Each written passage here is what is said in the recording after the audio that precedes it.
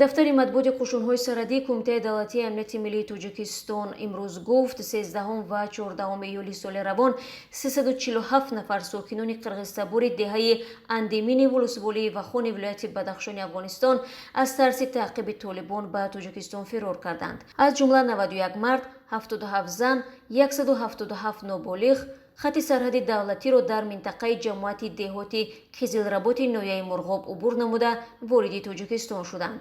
ҳангоми гузаштан аз сарҳади давлатӣ 2 нафар ноболиғи то 2 сола фавтиданд.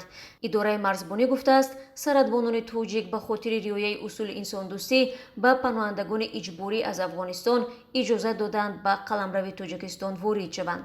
айни замон гурезагони афғон дар мавзеъҳои чоштеба ва дуютуки ҷамоати деҳоти қизилработи ноҳияи Мурғоб қарор доранд. зимни ворид шудани гурезагон ба марзҳои Тоҷикистон аз шаҳрвандони Афғонистон беш аз 3.5 кило маводи мухаддир дарёфт ва мусодира гардид.